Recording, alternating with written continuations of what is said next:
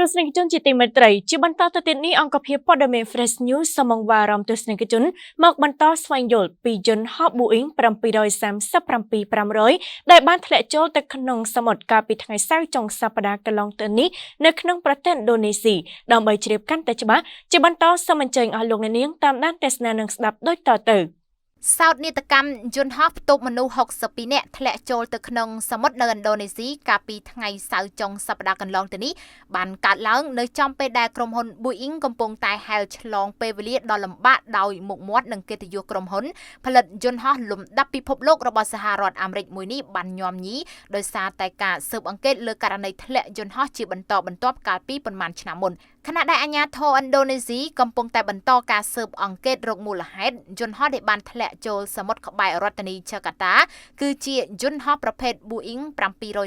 737-500 ដែលមានអាយុកាល26ឆ្នាំហើយមកនិងប្រតិបត្តិការដោយក្រុមហ៊ុនអាកាសចរឥណ្ឌូនេស៊ីស្រីវីចាយ៉ាព្រមទាំងមានកំណត់ត្រាហោះហើរប្រកបទៅដោយសុវត្ថិភាពគ្រោះថ្នាក់ធ្លាក់យន្តហោះមួយទៀតនេះកំពុងតែស្ថិតនៅក្នុងត្រង់ចំណុចកណ្ដាលនៃវិបត្តិរបស់ក្រុមហ៊ុន Boeing ចាប់តាំងពីការធ្លាក់យន្តហោះម៉ាក Boeing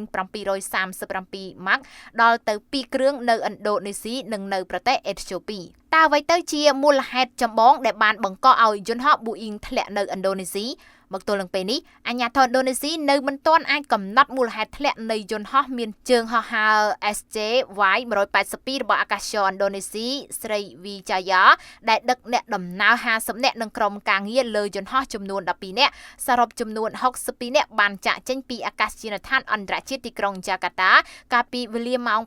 2:35 នាទីរសៀលម៉ោងនៅក្នុងទីក្រុងចាកាតាហើយក្រុងទៅចុះចតនៅអាកាសយានដ្ឋាននៃទីក្រុងពុនទីណាស្ថិតនៅក្នុងខេត្តកាលីម៉ាន់តាន់ខាងជើងទិន្នន័យពី website Flight Trends 2014 បានបង្ហាញថានៅរយៈពេល4នាទីក្រោយហោះហើរចេញពីទីក្រុងចាកាតាទាំងមានភ្លៀងធ្លាក់ខ្លាំងយន្តហោះរបស់អាកាសចរស្រីវីចាយ៉ាបានបាត់បង់រយៈកម្ពស់ដល់ទៅប្រមាណជា 3000 ម៉ែត្រតែក្នុងពេលមិនដល់1នាទីឡើយមុនពេលដែលបាត់ចេញពីក្នុងប្រព័ន្ធរ៉ាដាការចាក់ចេញដំណើររបស់យន្តហោះនេះធ្វើឡើងកំឡុងពេលឥណ្ឌូនេស៊ីកំពុងតែរងគ្រោះដោយសារតែភ្លៀងធ្លាក់ខ្លាំងនៃរដូវភ្លៀងមូសុង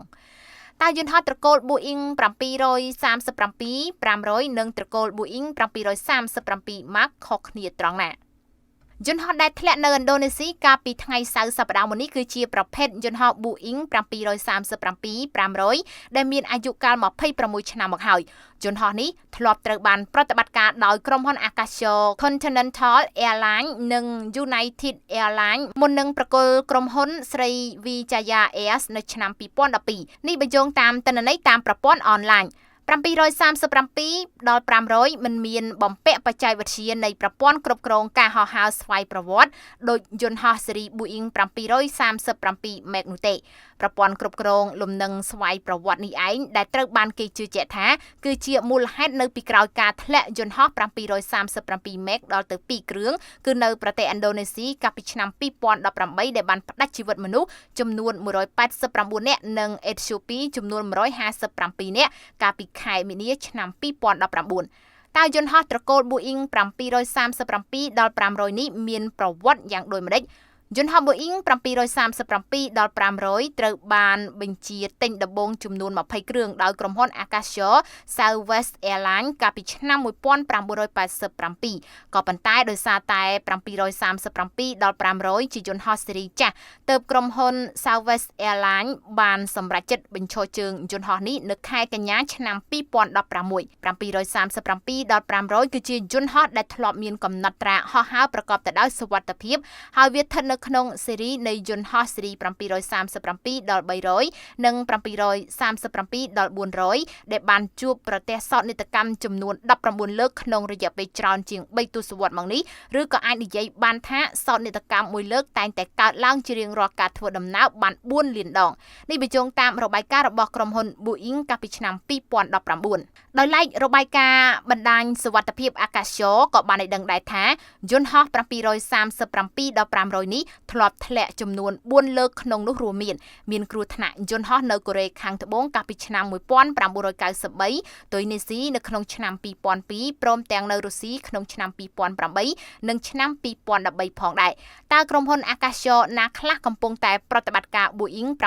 737ដល់500ក្រុមហ៊ុន Boeing ផលិតបានយន្តហោះម៉ាក737ដល់500ចំនួន389គ្រឿងមុននឹងឈប់ផលិតយន្តហោះស៊េរីនេះបច្ចុប្បន្ន737ដល់500នៅសល់តែ100គ្រឿងដែលកំពុងតែត្រូវបានប្រើប្រាស់ដោយក្រុមហ៊ុនអាកាសចរតូចៗនៅជុំវិញពិភពលោកក្នុងប្រទេសដូចជាអាហ្វហ្គានីស្ថានអ៊ីរ៉ង់នីហ្សេរីយ៉ារុស្ស៊ីនិងអ៊ុយក្រែននេះបញ្ជាក់តាមគេហទំព័រ planespotter.net គូបញ្ជាក់ផងដែរថាអាជ្ញាធរឥណ្ឌូនេស៊ីកំពុងតែបន្តប្រតិបត្តិការជួយសង្គ្រោះនិងស្រង់យកប្រអប់ខ្មៅនៃយន្តហោះ Boeing 737ដល់500ដែលបានធ្លាក់ចូលទៅក្នុងសមុទ្រក្បែររដ្ឋធានី Jakarta